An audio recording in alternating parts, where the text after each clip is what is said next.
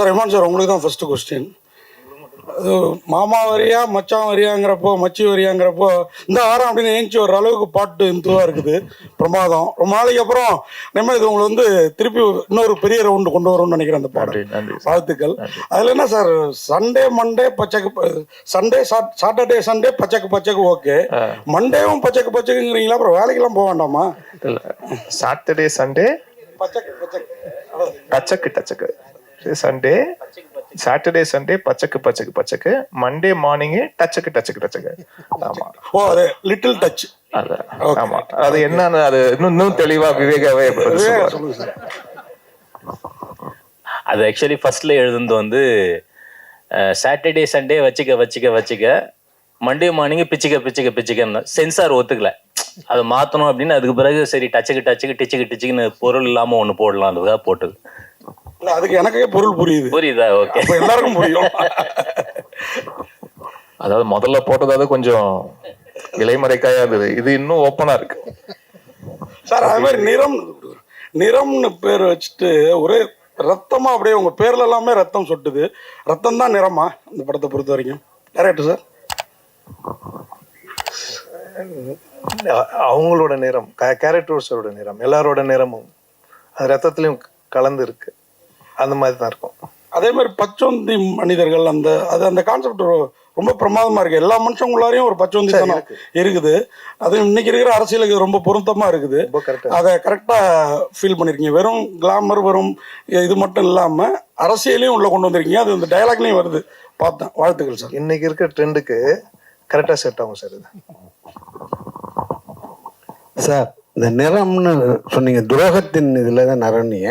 இந்த அரசியல் துரோகமா காதல் துரோகமா? சார் எல்லா துரோகமும் சார். பொண்டாடி துரோகம் பண்ணலாம், பசங்க துரோகம் பண்ணலாம், நீங்க துரோகம் பண்ணலாம், ஃப்ரெண்ட்ஸ் துரோகம் பண்ணலாம், எல்லா துரோகம் பண்ணணும் சார். அதில் உங்களுக்கு நடந்த உண்மை கதைன்னு சொல்றது எனக்கு நடந்தது இல்லை சார். நம்ம இந்தியாவில் நடக்கிற எல்லா நடந்தையும் எடுத்து பார்த்ததுல அதில் வந்தது இது. Okay sir. விவேகா சார், உங்கள் பாட்டில் ஒரு பாட்டில் வந்து லைட் ஆஃப்னா எல்லா விளக்கமாறும் ஒன்று தான். நீங்கள் இதில் பச்சை பச்சை இது பர்பஸாக வச்சதா அல்லது உண்மையாக சொல்லுங்க. இப்போ இந்த படத்துல இந்த நூதன அந்த மெலடி சாங் கொடுத்து அதை நான் எழுதியிருப்பேனா? இது ஒரு கேளிக்கை பாடல் அப்படிங்கறதுனால அந்த கேளிக்கை பாடலுக்குரிய நியாயத்தை செய்யணுங்கிறதுக்காக அதை எழுதுறதுதான். திருப்தியா செஞ்சிருக்கீங்க. வாழ்த்துக்கள். நன்றி நன்றி சார். சார், பச்சக் அதெல்லாம் கரெக்டு தான். அதுக்கான நடிகை எப்படி தேர்வு செஞ்சீங்க? டான்ஸ் ஆனது பிரமாதமா ஆனாங்க. அது ஒரு புது சில்க் மாதிரி இருக்கு. இவ்வளவு விஷயத்துல அதுதான் படத்துல. கேளுங்க சார், நல்லா கேளுங்க சார். நீங்க டைரக்டர் தான் சொல்லுங்க. ஏன்னா அந்த படத்து அந்த பாத்திரத்துக்கு அந்த பாட்டுக்கு செலக்ட் பண்ண ஆர்டிஸ்ட் இல்ல நிறைய பேர் அவங்கள எங்கிருந்து பிடிச்சிங்க? அவங்க பேரு ஸ்னேகதானா இல்ல புது சில்க் மாதிரி அறிமுகப்படுத்திருக்கீங்களா? இல்ல இதுல ஆக்சுவலா நிறைய பேர் எனக்கு மாஸ்டர், நானு எல்லாரும் உட்காந்து டீம்ல இருக்கும்போது நிறைய பேர் வந்துச்சு. நான் இவங்க தான் வேணும்னு சொன்னேன். மாஸ்டர்கிட்ட கேளுங்க.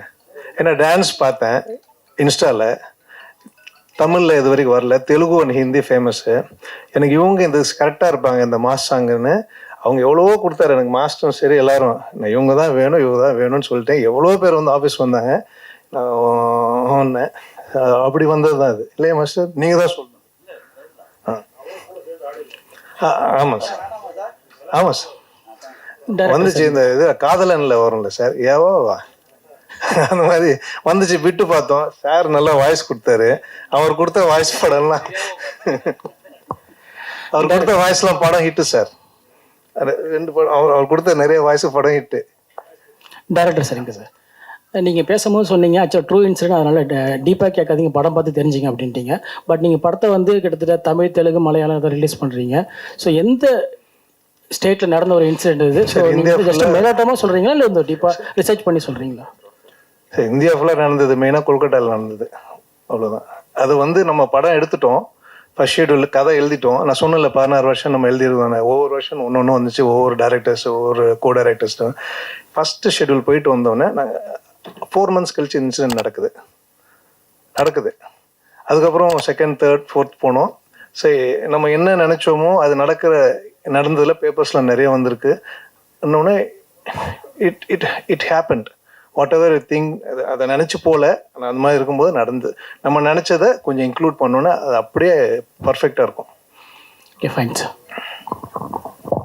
முகேன் சார், நீங்கள் பிக் பாஸில் அவங்களே சொன்னாங்க உங்கள் சீசன் வந்து அவ்வளோ பெரிய சீசன். நீங்கள் வந்து நடிகர் மாத்திரம் இல்லை, நீங்கள் வந்து பாடகர், நீங்கள் வந்து பாடலாசிரியர் எல்லாமே ஆயிடுச்சு. ஏன் இவ்வளோ கேப்பு? உங்களை வந்து தமிழ் சினிமாவில் ஏமாத்திட்டாங்களா, இல்லை ஏமாந்துட்டாங்களா, இல்லை சரியான இது பண்ணலையா? இல்லை அப்படி கிடையாது சார். ஆக்சுவலி என்னன்னா இடம் பொருள் ஏவல் அப்படி இருக்கு இல்லையா. ஸோ காலம் தான் வந்து ஒவ்வொரு ஒரு ஒரு மனிதனோட காய் நவுத்தி போயிட்டே இருக்கும். அந்த மாதிரி பாடல்கள் பண்ணிட்டு தான் இருக்கேன், ப்ராஜெக்ட்ஸ் போயிட்டு தான் இருக்கு. இப்போ சோஷியல் மீடியா வந்து இன்ஃப்ளூயன்ஸ் அதிகமாக இருக்குது. இப்போ சோஷியல் மீடியான்னு பார்த்தீங்கன்னா நம்ம ஒரு 10 வருஷம் முன்னாடி பார்த்தீங்கன்னா நம்ம ஏதாச்சும் ஒரு கான்டென்ட் போட்டால் 10 பேர் பார்ப்பாங்க. அப்போது இப்போ இருக்கிற காலகட்டத்தில் பார்த்தீங்கன்னா ஒரு கான்டென்ட் பார்த்தா ஒரு ஆள் தான் பார்ப்பாங்க. என்ன ரீசன்னா தி க்ரோத், அவ்வளோ அதிகமான இன்ஃப்ளூயன்சஸ், அவ்வளோ அதிகமான விஷயங்கள் வந்து ஃப்ளட்டட் ஆகுது. ஸோ அந்த மாதிரி சில விஷயங்கள் நம்ம செய்கிறப்ப அது தெரியாமல் இருக்கலாம். ஸோ நான் நிறைய பாடல்கள் ரீசெண்ட் டைமில் பண்ணியிருந்தேன். பொதுவாக ஒரு 80% தெரியுது, 20% தெரியல. எப்போ ரிலீஸ் பண்ணுறீங்கன்னு கேட்குறாங்க. பட் ரிலீஸ் ஆகிருக்கும், அதுக்கப்புறம் தான் போய் பார்ப்பாங்க, தேடுவாங்க. ஏன்னா அவங்களோட அல்கரிதம் மாறி இருக்கும். அவங்க சர்ச் பண்ணுற அல்கரிதம் யூடியூப்ல இருக்கட்டும், இன்ஸ்டாகிராம் இருக்கட்டும், அந்த மாதிரி. ஸோ இந்த ஒரு அடிப்படை தான். மற்றபடி பாடல்கள் பண்ணிட்டு இருக்கேன். படங்கள் 2-3 படங்கள் வருஷம் தொடர்ந்து வரப்போகுது. ஸோ ஒவ்வொருத்துக்கும் ஒரு கேப் வந்து என்ன விடுதுன்னா சில தாமதங்கள் இப்போ ப்ரொடக்ஷன் சைடில் நடக்கும். அதுக்கப்புறம் வந்து தவிர்க்க முடியாத சில காரணங்கள் சொல்லலாம் இல்லையா. எல்லாத்துக்குமே ஒரு பிரச்சனை இருக்கும் இல்லையா. ஸோ அந்த ஒரு கேப் தான் தவிர்த்து நல்ல கான்டென்ட் வந்து எப்பயுமே கொடுக்கணும்னு ஆசைப்பட்றேன். ஸோ நல்ல கான்டென்ட் தேர்ந்தெடுத்து பண்ணிட்டு இருக்கேன். ஹாய் முகேன். Thank you sir. சொல்லுங்க அக்கா. வணக்கம். வணக்கம். இப்போ வந்து நீங்க மலேசியா டு சென்னை வந்து படம் பண்ணிட்டு இருக்கீங்களா? இந்தியாவில் செட்டில் ஆகிற ஐடியா இருக்கா? அடுத்தடுத்து என்னென்ன படங்கள் பண்ணிட்டு இருக்கீங்க, ஒரு அப்டேட் கொடுங்க. கண்டிப்பாக்கா, டெஃபினட்டாக ஐடியா இருக்குது. இந்தியாவில் செட்டில் ஒரு ஐடியா இருக்குது. என்னோட ஃபேமிலியெல்லாம் முழுசாக மலேசியாவில் தான் இருக்கிறாங்க. ஸோ நான் வந்து ரொம்ப ஃபேமிலி ஓரியன்டான ஒரு பர்சன். ஸோ அதனால் நான் பேக் அண்ட் ஃபார்த் ட்ராவல் பண்ணிக்கிட்டே தான் இருக்கேன். எனக்கு இங்கே அதிகமான வாய்ப்புகள் கிடைக்கிறப்ப இங்கே வந்து ஒரு ரீசெண்ட் டைமில் படம் பண்ணுறப்போ ஒரு 3 months, ஒரு 4 months, 6 months, 8 monthsலாம் கூட இருந்திருக்கேன். ஸோ 8 months இங்கே இருந்து ஃபுல் ஸ்ட்ரெச்சாக முடிச்சுட்டு அதுக்கப்புறம் ஊருக்கு போயிட்டு வந்திருக்கேன். இந்த மாதிரி ட்ராவலிங் தான் இருக்குது. அடுத்தடுத்த எக்ஸைட்டிங்கான படங்கள், ப்ராஜெக்ட்ஸ், பாட்டு இதெல்லாமே வரிசையில் காத்துட்ருக்கு. இந்த நிறம் முடிஞ்சதுக்கு அப்புறம் ஒவ்வொரு அப்டேட்டாக வரும்க்கா. முகேன் சார், அண்ணன் கேட்ட கொஸ்டினோட இது தொடர்ச்சி தான். ஏன்னா பிக் பாஸ்ல ஜெயிச்சவங்க எல்லாருமே தான் வந்து ரொம்ப ஸ்ட்ரகிள் பண்றாங்க. ஆனா வந்து கூட இருக்கிறவங்க வந்து நிறைய படம் பண்ணிடுறாங்க. ஏன் நீங்க வந்து ஹீரோசம் தான் பண்ணோம், இல்ல மற்ற கேரக்டர் பண்ணக்கூடாதுன்னு சொல்லிட்டு ஒரு பிளான்ல இருக்கீங்களா? அப்படி கிடையாதுண்ணே. நல்ல கேள்வி. Thank you for asking. நான் இன்னைக்கு கூட பேசியிருந்தேன், எங்களுடைய டீம்ல பேசியிருந்தேன். ஆக்சுவலி ஹீரோ மட்டும் பண்ணணும்னு கிடையாது. எல்லா கதாபாத்திரமும் இப்போ இருக்கிறது வந்து பார்த்தீங்கன்னா ஹீரோவை வச்சு ஸ்டோரி பண்ணுறதோட ஸ்டோரி தான் ஹீரோவாக இருக்குது நிறைய இடங்கள். அது மாதிரி நிறைய படங்கள் கூட நீங்கள் சொல்லலாம். எக்ஸாம்பிள் சொல்லணும்னா டூரிஸ்ட் ஃபேமிலி, அது வந்து ஹீரோ ஓரியன்ட் ஃபிலிம் கிடையாது. அந்த ஸ்டோரி வந்து ஒரு ஹீரோ. அந்த மாதிரி நல்ல கதாபாத்திரம் உள்ள எந்த ரோல் கிடைச்சாலும், ஒரு வில்லன் கிடைச்சாலும் பண்ணணும்னு எனக்கு ஆசை இருக்கு. நல்ல கதாபாத்திரம் ரோல் கிடைச்சாலும் பண்ணணும்னு ஆசை இருக்கு. கண்டிப்பா அதை நோக்கி போவேன். இமான் சார், சார் டேரக்டர் சொன்னாங்க எல்லாமே துரோகம் சொல்லிட்டு ஒரு சாங்ஸ் வருது. அது வந்து இமான் சாருக்கும் வந்து துரோகம் நடந்திருக்குன்ட்டு. அந்த சாங்ஸ் பண்ணும்போது மட்டும் உங்களுக்கு என்ன தோணுச்சு மைண்ட்ல? யாருக்கு தான் சார் நடக்காம இருக்கு? யாரு இல்லை, அவங்கவுங்க வாழ்க்கையில ஏதாவது ஒன்று இருக்கு தானே செய்யும். ஸோ அது வந்து அந்த மாதிரி ஒரு வரி பாவுஜை போடும்போது இன்னும் ரிலேட்டபிளா இருந்தது. அது வந்து எனக்கு மட்டும் இல்லை, அது கேட்குறவங்க யாரா இருந்தாலுமே அவங்களோட வாழ்க்கையில ஏதாவது ஒரு நிகழ்வு நடந்திருக்கும் இல்லையா. ஸோ அதை வச்சு பார்க்கும்போது ஓகே, ரொம்ப ரிலேட்டபிளா இருக்கு. ஒன்றும் இல்லை, இப்போ அந்த வரியை பத்தி யாரும் ஒன்றும் நாங்கள் பேசிக்கவும் இல்லை, ஒன்றும் இல்லை. பட் அதே விஷயம் வந்து இயக்குனருக்கு, அவருக்கும் அது ரிலேட் ஆயிருக்கு, ப்ரொடியூசருக்கும் அது ரிலேட் ஆயிருக்குன்னும் போது அது ரொம்ப ஒரு காமன் ஃபேக்டரா இருக்குன்னு பார்க்கும்போது ஓகே. அப்போ ஏன்னா ஒரு கலை, அந்த படைப்பே சார் எத்தனை பேருக்கு அது ரிலேட் பண்ணுதுன்றதுதான விஷயம். அது ஒரு வரி, ஒரு பாடலுடைய வரி அது ரிலேட் பண்ணுதுன்னா சந்தோஷம் தானே. பாவிஜய் சார், உங்களுக்கு ஒரே question. பாவிஜய் சார் ஒரு நிமிஷம். சாரி சார், விவேக சார், சாரி விவேக சார் கேளுங்க சார், நல்லா கேளுங்க சார். சரிங்க சார். சார் இப்போ இந்த ஸ்டேஜில் எல்லாருமே இன்ஃப்ளூயன்சர் சொல்லியிருந்தாங்க. ஆனால் நீங்கள் வந்து 2 வருஷத்துக்கு முன்னாடி ஒரு இன்ஃப்ளூயன்சர் மீட் வச்சு ஒரு சங்கம் ஒன்று ஆரம்பிச்சிங்க. அது எந்த லெவலில் இருக்குது? இப்போ இன்ஃப்ளூயன்சர் தான் வந்து சினிமாவை ஆட்டி படைக்கிறாங்களா? ஆனால் வந்து நீங்கள் சொல்லும் போது என்ன சொன்னீங்க, நாங்கள் ஒரு குரூப்பாக ஃபார்ம் பண்ணி அவங்கள நீட்டாக பண்ணுவோம் நீங்கள். ஆனால் இப்போ இன்ஃப்ளூயன்ஸ் கிட்ட போகும்போது எல்லாமே பணம் கேட்குறாங்க, அதிக லெவலில் காசு கேட்குறாங்க, ஒரு சின்ன ரிவ்யூ கூட. அது நீங்கள் எப்படி பார்க்குறீங்க? இல்லை, இன்ஃப்ளூயன்சர்ஸ் அசோசியேஷன் வந்து south Indian social media influencers association அதனுடைய பிரசிடெண்ட்டாக இருந்து நான் ஆரம்பித்து ஏறக்குறைய 5 நிகழ்வுகள் நடத்திட்டோம். நேற்று முன்தினம் கூட தருமபுரியில் மிகப்பெரிய 2ஆம் ஆண்டு தொடக்க விழா நிகழ்வு, விருது வழங்கும் நிகழ்வு நடந்தது. அது ரொம்ப நல்லா போயிட்டு இருக்கு. தனிப்பட்ட இன்ஃப்ளூயன்சர்ஸ் என்ன பண்ணுறாங்கிறதுக்கு வந்து இன்ஃப்ளூயன்சர் சங்கம் வந்து பொறுப்பேற்காது. ஒட்டுமொத்தமாக எங்கள் சங்கத்தில் வந்து அது மிகச்சிறப்பாக நடந்துகிட்டு இருக்கு.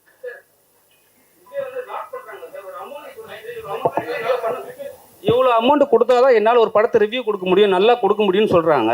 ஆனால் வந்து அவங்கள போயிட்டு ஃபாலோ பண்ணுற ஆளுங்க வந்து போய் படம் பார்க்குறது கிடையாது, அவங்கள மட்டும் தான் ஃபாலோ பண்ணுறாங்க. சினிமாவில் இருக்கிறவங்களுக்கு வந்து படம் பார்க்குறவங்க போய் தேட்டர் போய் பார்க்குறாங்க. இல்லை, சங்கத்தின் மூலமாக வந்து நீங்கள் அணுகிறப்போ அதுக்கு நாங்கள் பொறுப்பேற்கலாம் ஒழிய தனிப்பட்ட சங்க உறுப்பினர்கள் செய்கிறதுக்கு நம்ம பொறுப்பு. சார், நீங்கள் ஒரு நடவடிக்கை எடுக்கலாம்ல, இது மாதிரி ஏமாத்துறவங்களை வந்து நம்ம பேன் பண்ணலாம். ஆமாம், நிச்சயமா அதை செய்யலாம். மகிழ்ச்சி. சார், முகின் சார், அந்த பாடல் பற்றி தான் திருப்பி வரேன்.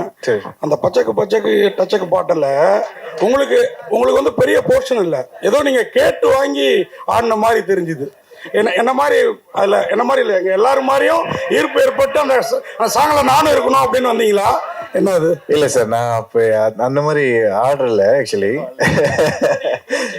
இல்லை அதுதான் சார் சொன்ன மாதிரி அந்த படத்துல அந்த சிச்சுவேஷனுக்கு அந்த சாங் தேவைப்பட்டு இருக்கு. அது எதனால அந்த போலீஸ் பின்னாடி வராங்க இல்லையா, அதை ரிவீல் பண்ணியிருப்பாங்க போலீஸ் வராங்கன்னு. ஸோ அந்த கேரக்டர் வந்து இங்கே டிராவல் பண்ணணும், அங்கே போகணும். அந்த நீட் இருந்தனால தான் அந்த சீன்ல வச்சிருந்தாங்க.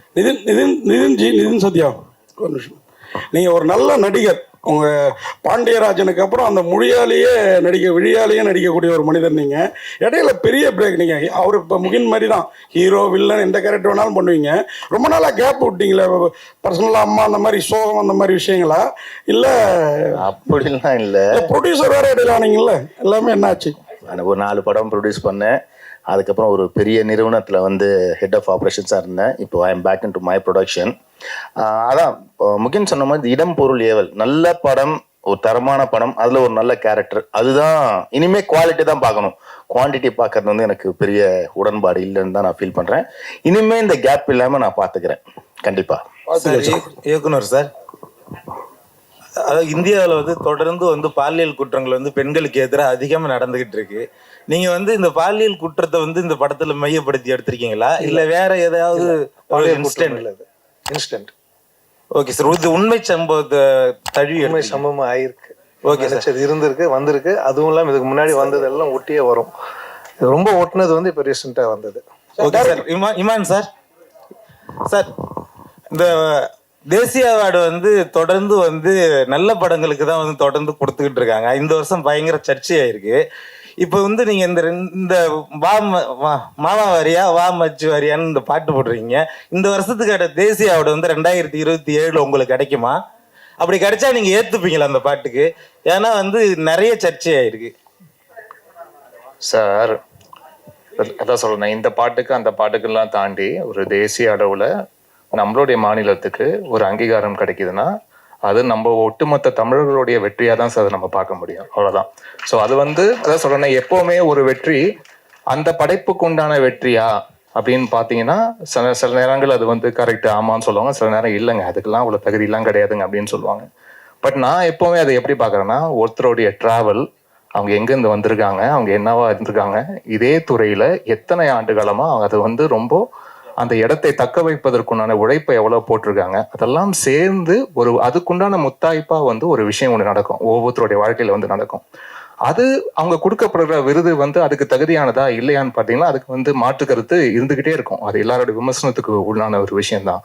பட் அதை தாண்டி ஒரு நபருக்கு, அதுவும் நம்மளுடைய தமிழ்நாட்டில் சேர்ந்த ஒருத்தருக்கு அது கிடைக்குது அப்படின்னு நினச்சி பார்க்கும்போது அப்படிதான் நம்ம சந்தோஷப்பட்டுக்கணுமே ஒழிய, ஓகே நம்ம தேசிய விருது அளவுக்கு நம்மளுடைய தமிழருக்கோ இல்லாட்டி இங்கிருந்து நம்ம திரைத்துறையில தமிழராக இருக்கிறாங்களோ இல்லையோ, பட் இந்த திரைத்துறையில நம்ம தமிழ் திரைத்துறையில இருந்து ஒரு சாதனை பண்றாங்க, அந்த சாதனையாளருக்கு ஒரு விருது வழங்கப்படுதுன்னா அது நம்ம மாநிலத்தோடைய ஒரு ப்ரைடா பார்த்துட்டு போகணும்னு தான் நினைக்கிறேன். அவ்வளவுதான். அதை தாண்டி இது தகுதியானதா இல்லையா அப்படின்ற அந்த ஆய்வுக்குள்ள போவானான்னு நினைக்கிறேன் நான். நிதின் சார், உங்கள் காஸ்டியூம் பார்த்தீங்கன்னா வேறு மாதிரி இருக்குது. சரி, அது ஏதோ ஒரு கோட் சொல்கிற மாதிரி இருக்குது. இப்போ வந்து ஒரு பெரிய நிறுவனத்துலேருந்து வெளியே வந்து தனியாக படம் பண்ணுறீங்க. அப்புறம் வந்து அந்த கட்சியில் ஏதாவது போகிற பிளான் எதாவது இருக்கா? இப்போதைக்கு அரசியல் பிளான்லாம் எதுவுமே இல்லை. இந்த back into acting, back into production, அதுதான் இப்போதைக்கு பிளான். இமான் சார், நீங்கள் நேஷ்னல் அவார்டு பேசினால கேட்குறோம். நேஷ்னல் அவார்டு ஜூரி மேலேயே நிறைய குற்றச்சாட்டு வருது. அவங்க வந்து நம்மளுக்காக உரிமையாக போராடி வாங்கியிருக்கணும், மலையாளத்துலேயோ பெங்காலியோ பேசி வாங்குறாங்க, நம்மளுக்கு வாங்கலை. தகுதியான படம் நிறைய படம் இந்த வருஷமே வந்து அவ்வளோ உள்ள படங்களுக்கு வந்து கிடைக்கல, தகுதி இருக்கோ இல்லையோ சில சிபாரிசில் வாங்குறாங்க அப்படிங்காங்க. நீங்கள் நேஷ்னல் அவார்டுனால உங்கள் அது கருத்தை பற்றி? அது வந்து ஆக்சுவலாக ஒருத்தர் எடுக்கிற முடிவு கிடையாது சார். நம்ம இங்கிருந்து பார்க்கும்போது நம்ம மாநிலத்துக்கு இதை கிடைச்சிருக்கலாமே, இதை பண்ணியிருக்கலாமே, இங்கே இருக்கிறவர்கள் இதை சொல்லியிருக்கலாமே, இதுக்காக வந்து போராடி வாங்கியிருக்கலாமே, அதெல்லாம் நம்மளுடைய கேள்விகள் இருக்கும். பட் அந்த ஜூரியில் இருக்கும்போது வெறும் நம்ம அது வந்து தமிழுக்கு உண்டான குரலாக மட்டும் இருக்காது. அது ஒவ்வொரு மாநிலத்திலையும் அவங்களுடைய படங்களும் திரைப்படங்களும் ப்ளஸ் என்ன திரைப்படங்கள் இங்கே நம்ம அனுப்பப்படுது. இப்போ வந்து ஒவ்வொரு அவார்டு விஷயத்துக்கும் வந்து அந்த திரைப்படம் முதல்ல அதுக்காக முறைப்படி அனுப்பப்பட்டிருக்கா, அவங்க அதை பார்க்குறாங்களா, அவங்களுக்கு வந்து அது வந்து காட்சி அளிக்கப்பட்டிருக்கா, அவங்க முறைப்படி அதை வந்து ஃபார்வர்ட் பண்ணியிருக்காங்க. நிறைய படங்கள் தகுதியான படங்கள் இருக்கும், பட் அந்த கமிட்டிக்குள்ளேயே போயிருக்காது, அந்த கமிட்டிக்குள்ளே ஸ்க்ரீனிங்குள்ளேயே போயிருக்காது. அப்போ எப்படி வந்து அவார்டு நீங்கள் எதிர்பார்க்க முடியும்? இதெல்லாம் விஷயங்கள் இருக்குது. ஸோ ப்ளஸ் அங்கே ஸ்க்ரீன் பண்ண படங்கள் தாண்டி அங்கே ஒவ்வொரு மாநிலத்துக்கு உண்டான அந்த ஜூரி, அதை தாண்டி அந்த ஜூரிஸ் எல்லாருமே கலந்து பேசி ஒரு முடிவு எடுக்கிறதுன்னு இருக்கு இல்லையா? இதில் வந்து பல ஸ்டேஜஸ் இருக்கு. ஸோ அதனால வெறும் நம்ம இங்கே தமிழை சார்ந்து இங்கே இருக்கிற ஜூரி மெம்பர்ஸை மட்டுமே ஏன்னு கேள்வி கேட்கறதோ குற்றம் சொல்றதோ அது வந்து சரியா இருக்காதுன்னு என்னுடைய அபிப்பிராயம் சார். ஹீரோயின் மேடம், இங்கே சினிமாவில் மொத்தமாக பார்த்தீங்கன்னா இந்தியா ஃபுல்லாகவே நிறம் அப்படின்றது ரொம்ப முக்கியமாக இருக்குது. அதில் பார்த்தீங்கன்னா ஒயிட்டை மட்டும்தான் நல்லா தேர்ந்தெடுப்பாங்க, பிரைட்டாக இருக்காங்களா அழகாக இருக்காங்களான்னு. பிளாக் கொஞ்சம் இதுவாக இருந்தால் கூட அவங்க வந்து ரிஜெக்ட் பண்ணிவிடுவாங்க. ஸோ இதை எப்படி பார்க்குறீங்க? ஏன்னா சமீபத்தில் பிரியாமணி போயிட்டு பாலிவுட்டில் போய் அவங்களே சொல்லியிருக்காங்க, கருப்பாக இருக்கிறதுனால எங்களையே ஓரம் கட்டிட்டாங்க அப்படின்ற மாதிரி. ஸோ இதை எப்படி பார்க்குறீங்க? புரியலையே. அதாவது bright saying in India mostly all the films they only ask you, they only putting white females and fair females.